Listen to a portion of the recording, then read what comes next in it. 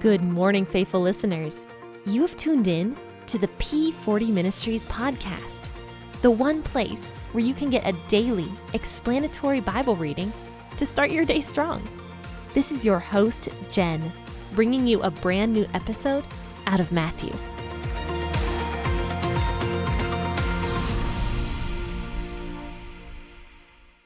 Hey there, faithful listeners. Welcome to the P40 Ministries podcast. Thank you so much for tuning in. For those of you who are new to the podcast, on Mondays, Wednesdays, and Fridays, I do an episode out of the Old Testament.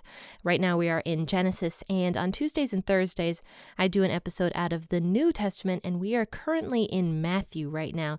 And that is where we're at today. We are going to be finishing out Matthew chapter 15, this chapter, by reading verses 29 through 39. And as always, I'm going to be reading out the WEB version of the Bible, but you can read out of whatever version you prefer, whether it be the NLT or the NIV. They're all great versions out there. So let's go ahead and read Matthew 15, verses 29 through 39, and then discuss this. Jesus departed from there and came near to the Sea of Galilee, and he went up into the mountain and sat there. Great multitudes came to him, having with them the lame, blind, mute, maimed, and many others, and they put them down at his feet, and he healed them. So that the multitudes wondered when they saw the mute speaking, the injured healed, the lame walking, and the blind seeing, and they glorified the God of Israel. Jesus summoned his disciples and said, I have compassion on the multitude, because they have continued with me now 3 days and have nothing to eat. I don't want to send them away fasting, or they might faint on the way. The disciples said to him, Where could we get so many loaves in a deserted place as to satisfy so great a multitude?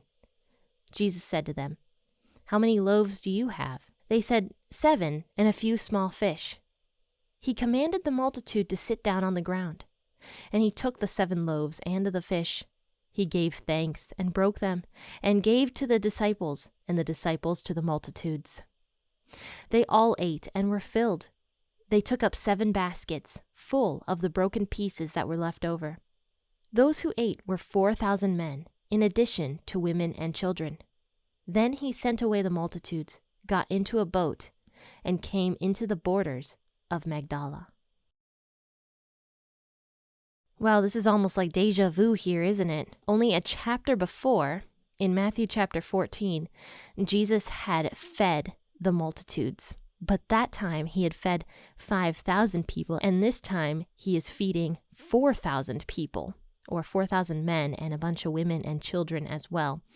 It almost feels like deja vu here in a sense because of how quickly these two stories take place, but they are separate stories.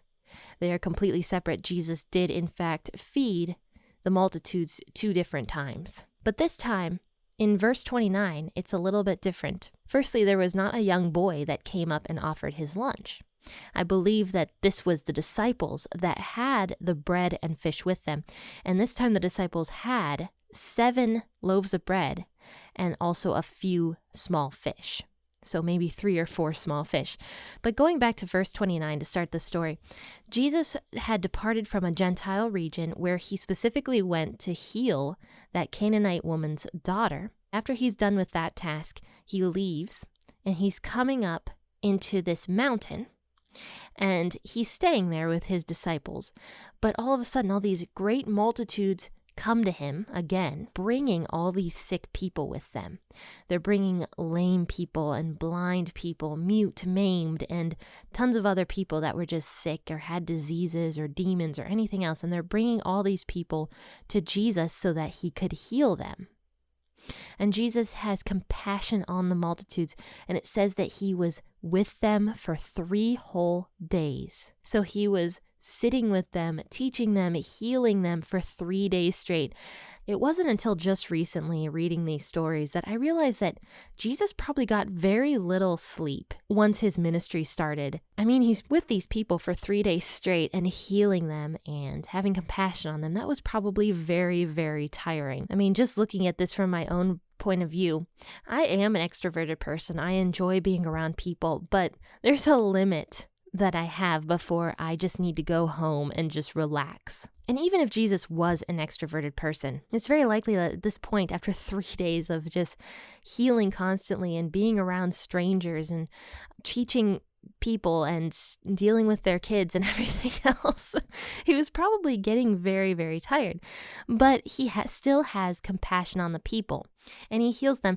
And it says in verse 31 that the multitudes wondered when they saw the mute speaking, the injured healed, and the lame walking, and the blind seeing, and they glorified the God of Israel because of this. So Jesus was doing this great ministry to these people by letting them see the wonders of God's kingdom, and they were wondering about it. They were glorifying God because of the way Jesus was responding to the people, how he was healing them. And this was Jesus's ministry, to bring people closer to God. That was his entire goal from coming down to earth in the first place, was to spread the gospel, was to be a sacrifice to the people, and to just bring the people closer to God, to give them salvation and hope and everything else.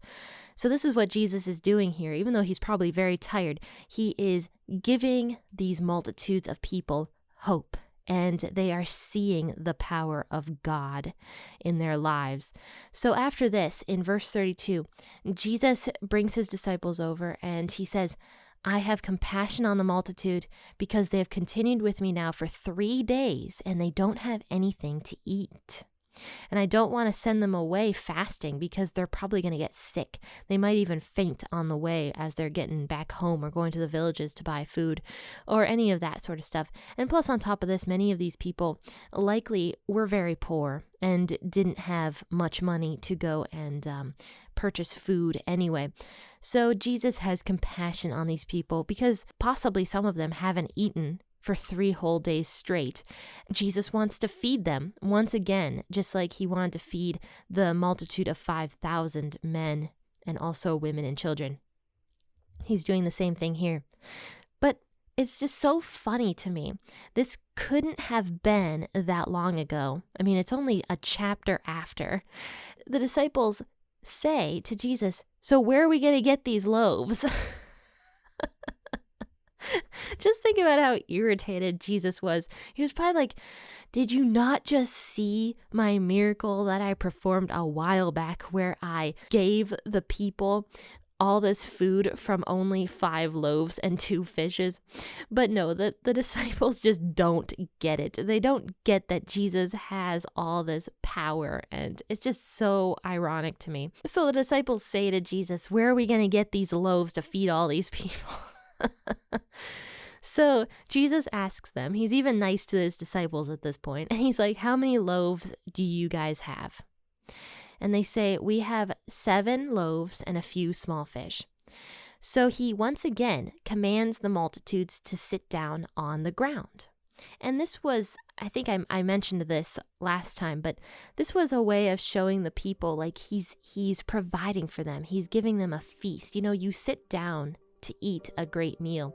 He wanted the people to fellowship together, to fellowship with each other and with the disciples and all that stuff. And so he has them sit down on the ground, almost to be like this giant banquet in a sense. Then he takes the loaves, he blesses them, and he performs this great miracle once again. And he gives the bread to the disciples, who hands it to the multitudes. Everyone ate, and they were full. It says they were filled to the max. And afterwards, they took up 7 baskets full of the broken pieces that were left over. So there was so much food left over that 7 whole baskets were left. That's a lot of food left over. I mean, if these baskets were bushels, that's a lot of food. But as soon as this miracle is over and all of the multitudes have had their fill of the loaves and the fishes, Jesus sends them away once again. He says, okay, enough's enough. You guys are nice and full. You guys are all healed. You've seen the power of God. And now I just need to go. And it says that he sends away the multitudes. He gets into a boat and he goes to Magdala. Now on Tuesday, we will start Matthew chapter 16 and read more about Jesus' life and ministry. But also join me tomorrow at 6 a.m. for an episode out of Genesis. And we'll be discussing more about Jacob's life in Genesis, so join me then 6 a.m. Also, stay tuned for the book that I am coming out with very soon. It is an Easter devotional that is both a coloring book and also a child's coloring book and adult coloring book. I will let you guys know when I am completely finished with that. I am very, very excited about that project. It's my first ever book that I am publishing, and I'm very thankful to God and to everybody who has been with me every step of the way through all this. But as always, I want you guys to have a wonderful rest of your day. Happy listening, and God bless.